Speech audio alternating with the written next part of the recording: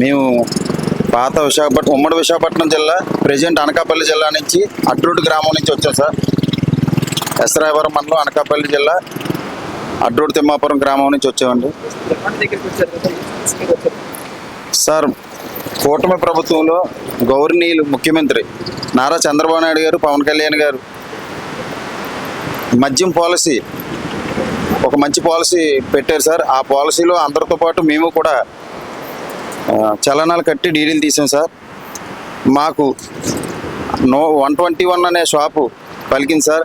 అది అడ్రోడ్లో మా స్వగృహమైన పాత వైన్ షాప్, గవర్నమెంట్ షాపుల్లో ఒక షాప్ హైవేకి 160 మీటర్ల దూరంలో మేము పెట్టగా, అవతల మాకు ఆపోజిట్లో 120 మీటర్లో కేకే వైన్స్ అని ఇంకొక షాప్ పెట్టగా, మమ్మల్ని ఇక్కడి నుంచి 220 హైవేకి 220 మీటర్ల దూరంలో ఉండవలసిందిగా ఎక్స్చేంజ్ ఆఫీసర్స్ మమ్మల్ని ఆజ్ఞాపించక మేము ఆ 220 మీటర్ల దూరంలోకి వెళ్ళి అక్కడ షాప్ పెట్టుకున్నాం సార్. అలాగే మా ఎదురుగుంటా ఉన్న కేకే వైన్స్ అనే షాపు 120 మీటర్ల దూరంలో ఉన్న ఈ రోజుకి అక్కడి నుంచి తొలగించకపోగా మాపై అన్యాయంగా లేనిపోని కేసులు పెట్టి మమ్మల్ని ఇబ్బంది పెడుతున్నారండి.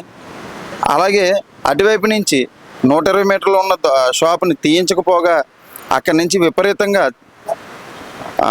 చాలా అన్యాయంగా బెల్ట్ షాపులకి డైరెక్ట్గా పట్టపగలు స్కూటీల మీద, ఆటోలతోటి, ట్రాక్టర్ల మీద ఎన్నో సరుకు పట్టుకెళ్తుండగా మేము ఎన్నోసార్లు కంప్లైంట్ చేసి సివిల్ ఆఫీసర్స్కి, ఎస్ఐ సిఐ గారికి, అలాగే ఎక్సైజ్ సిఐ గారికి, ఎస్ఐ గారికి, అలాగే ఈఎస్ గారికి ఎన్నోసార్లు లిఖితపూర్వకంగా ఫోన్లు చేసి కూడా మేము కంప్లైంట్ చేసాం. అయినా వాళ్ళు పట్టించుకోలేదు.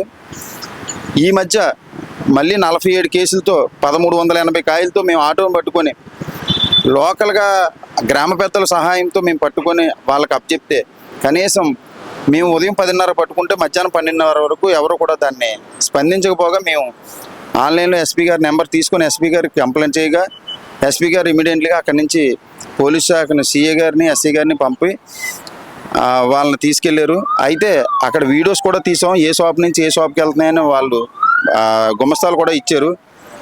పలానా గుడివాడ 119 షాప్ నుంచి బంగారంపాలెం బెల్ట్కి వెళ్తుందని వాళ్ళు చెప్పగా, అందులో ఆటో డ్రైవర్ని మాత్రం ఆటోని తీసుకెళ్ళి మిగతా ఇతర గుమస్తాలను వదిలేశారు.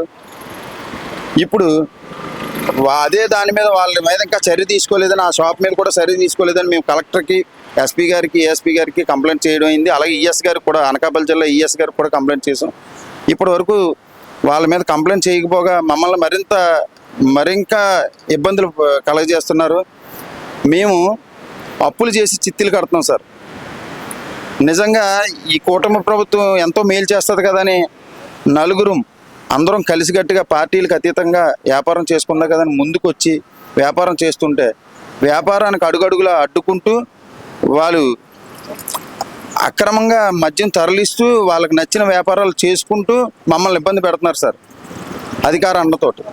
ఇది పవన్ కళ్యాణ్ గారికి చెప్పి ఈ అర్జీని అందిస్తామని, మమ్మల్ని ఆదుకుంటారని, పవన్ కళ్యాణ్ గారు ఆదుకుంటారని ఈ అర్జీలు ఇవ్వడానికని మేము వచ్చాం సార్.